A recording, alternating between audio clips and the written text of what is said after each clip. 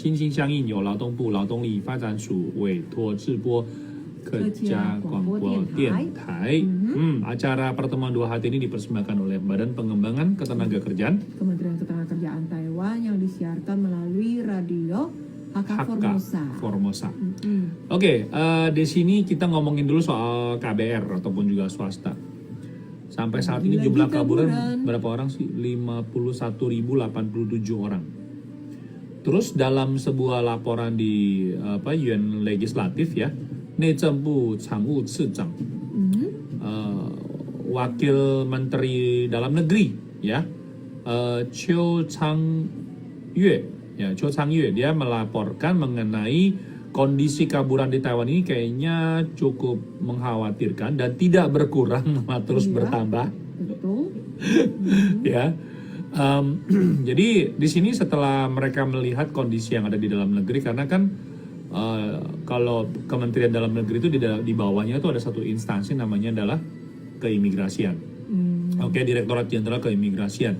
Jadi dalam pembahasannya lebih lanjut, dia ada beberapa alasan ya dikatakan di sini kenapa orang itu bisa kabur dari wawancara dengan orang-orang yang ditampung di detention center. Tempat penampungan ya. Iya. Itu Nah, diantaranya kenapa orang bisa kabur? karena biaya agensi yang terlalu tinggi. Jadi biaya sebelum berangkat ke Taiwan itu tinggi. Itu alasan pertama. Kedua, karena ini gaji ya. gajinya nggak jelas. Nggak jelas.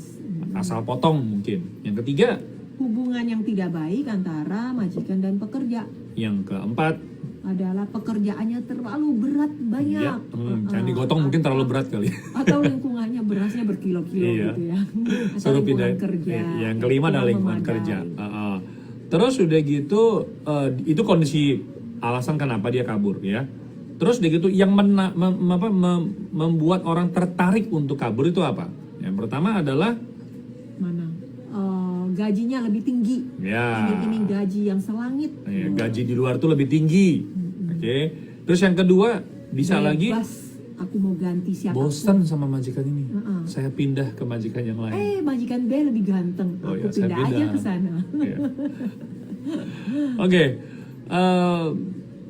Jadi ini yang setelah dia kabur ini memang ya sangat mengkhawatirkan karena si majikan yang ditinggal kabur ini Dia kekurangan tenaga kerja, Iya. jadi kosong, hampa, tidak ada perawat. Akhirnya dia juga merekrut. dia rekrut kabur juga gitu loh. Jadi ini lingkaran setan ya. Iya, kalau dipikirin bener-bener juga ya. Lingkaran setan. Aku punya pekerja Oh. si A kabur, aku Kabur. butuh orang. Kosong. Gimana dong? Dalam waktu singkat Kepepet ini begini. butuh orang, akhirnya Dia ngerekrut yang kaburan lagi. yang kaburan untuk masuk ke situ. Jadi sebenarnya udah jadi kebutuhan. Iya, majikan resmi akhirnya jadi majikan kaburan. Gua mestinya ini majikan resmi nih. Cuman karena pekerja gua kabur, gua nggak mau nyari kaburan lagi gitu loh. Oke. Ini aku nggak kepikiran sampai sana ya, beneran. Baru ngeh ternyata memang seperti itu. Nah, di sini dikatakan ya, peraturan yang berlaku saat ini ya, peraturan yang sangat berlaku ini, memang banyak orang itu kalau mau merekrut tenaga kerja itu susah banget. Susah banget. Dan harus menunggu, apalagi sekarang lagi COVID-19. Iya, lagi pandemi seperti ini, gimana dong? Nggak datang-datang nih. Akhirnya dia nyari yang kaburan. Gitu. Jadi dari Wakil Menteri Dalam Negeri, ya, Chiu Chang-yue, dia bilang apa? Disarankan sih, ya, gaji pokok pekerja itu dinaikkan. Gitu. Ini baru saran ya, saran. Terus yang kedua, proses pindah majikan itu dipermudah.